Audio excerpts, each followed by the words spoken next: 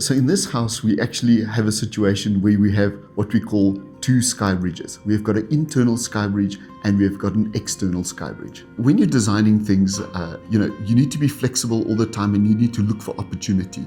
And sometimes things open up where you can actually see a new opportunity different from the way you planned it. We deal with big homes and we sometimes need to have a look at how do you break down the massing, and we do that by puncturing holes in the slabs. So here we've actually done two covered patios, one at the bottom and one at the top. The bottom one for entertainment. The top patio is more for views, and we've connected that with the home via a sky bridge.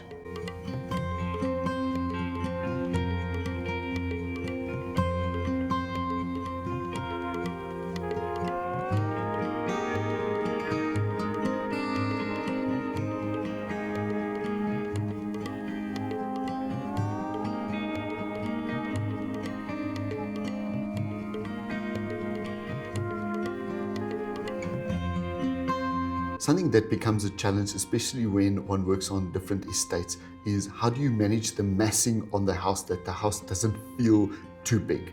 And a lot of our clients also say to us, we don't want a house that is too big and we don't want it to look too big, and how do you approach that problem?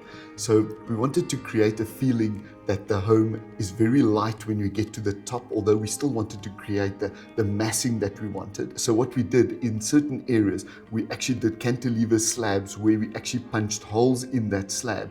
So visually, you still get the impression of the larger slab that overhangs, but because of the hole that we've punched in there, it feels much lighter and much more open. So it actually breaks down that massing of the home.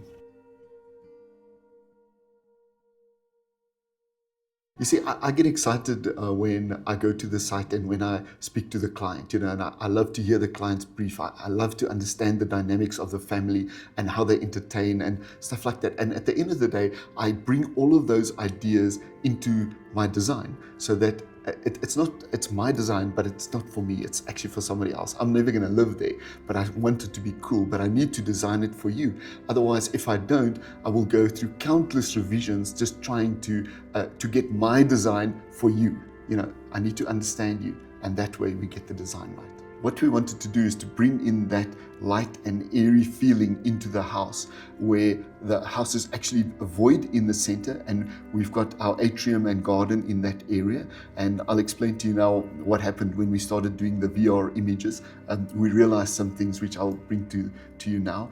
But that openness we actually wanted to maintain. So we've done a double volume atrium in the center there. So most of the spaces of the house is actually based around this atrium, and it's very light, it's very open, it's very airy, and you get that real feeling of being outside even though you're inside the home.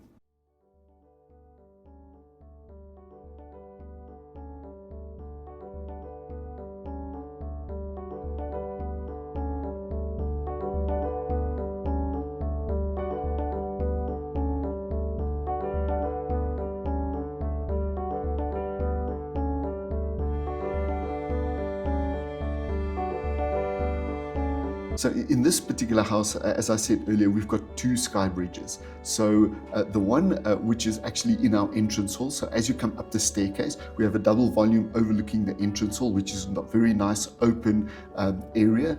And then directly next to it, we've got the atrium. So that actually forms like a bridge that links the two spaces together, because we have the two wings of the house. It actually links that space together. And then what we did on the outside, from the balconies of the one wing that we've done, there's a bridge that actually crosses over on the outside of the house to the entertainment patio, which we did at the top, which is more a private patio, mainly for view, so it's maybe more for family, but that area will be beautiful for you to sit there, look into the view and watch the sunset. We've actually got three stands that are very open, and we needed to design a home which is very sculptural, actually from all sides, because on the one side we have a park.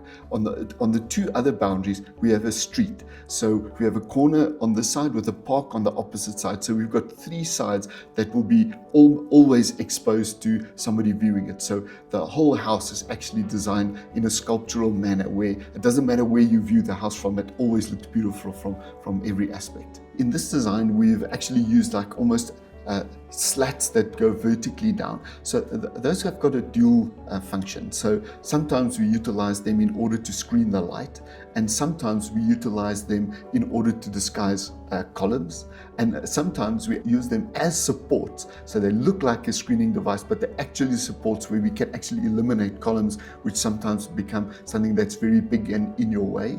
And also we utilize them in order to control light. So it can give you privacy, control light, act structurally, and we use it all of these different ways, integrated so that at the end of the day you wouldn't even know.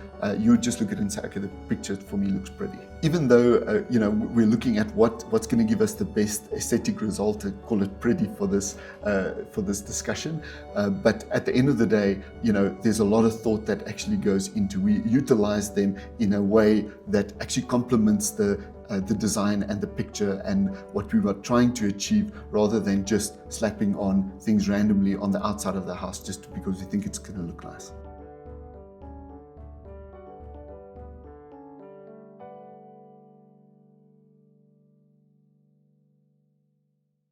With the functionality, we also try and look at the way we use columns, so we don't just like to do just a vertical column in a certain area. So you'll see on a lot of the designs that we do, we actually put angled columns, we put columns that flare on the outside, we put columns that twist, so we're always trying to think, how do we use the structural element as a visual element so that at the end of the day, it doesn't look like a structural element, it actually looks like a visual element.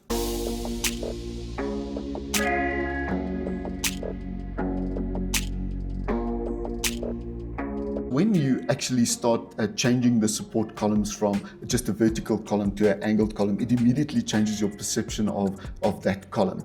And so what we're also doing now is we start putting LED strip lights and things on there, so it really emphasizes the fact that those columns are not straight up, and it takes away your eye from the structural point of it completely, because then you're looking at purely as a visual feature and not as a structural feature, although it serves both those things. And also by actually splitting the column and doing it like that, the element feels a lot lighter than what it would normally do when you just do a straight vertical column, because we are so used to seeing straight vertical columns that when you see it immediately it says that's a support, where we're trying to explore the options within that dynamic of that column and say, how do we utilize this in a different way so that it doesn't just say structure.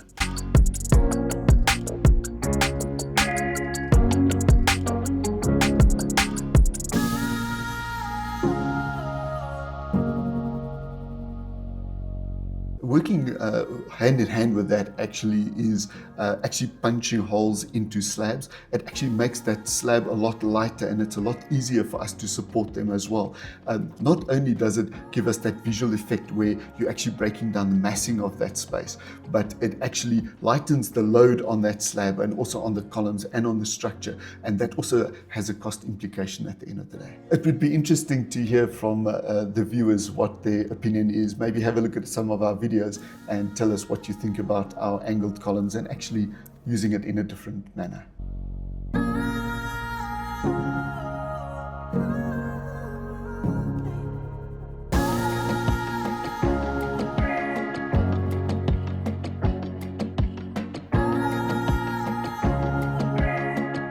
Obviously, we do the VR virtual reality imaging, where you actually put a headset on and you can stand in the space.